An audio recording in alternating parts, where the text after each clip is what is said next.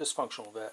I need a small box like this which will power up and power down my well pump.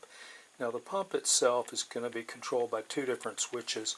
One's going to be a float switch, the other one's going to be a pressure switch. When the water reaches a certain pressure, it shuts off. If the water reaches a certain level, it shuts off.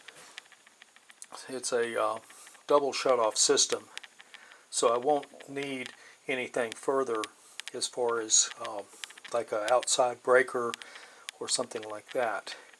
But this is what I bought. It was $10 at Sutherland's.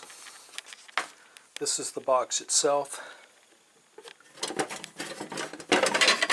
Let's open it up. This is plastic instead of metal. It sits in here like this. There's a clip here which I released to make it easier to open with one hand. Pops up like this, and then you have a standard breaker that you either pop in or pop out. Now this is a 60, which is fine, but I'm going to change this down to a 20 because a 20 amp is more than enough for what I'm doing. The leads will come in and exit through the bottom. You'll be coming in through 1 inch, you'll be exiting through 1 inch. This is going to be a single leg, single leg or single phase. It will come up, it'll tie into the lug right here.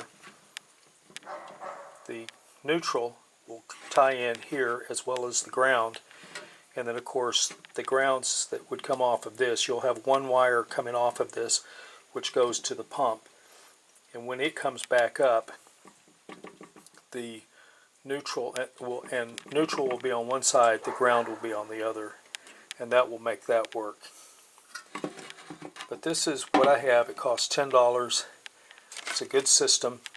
It's exterior. Now this is made for air conditioning, or an air conditioner, which is fine, and this will serve as my outside box. So there we have that.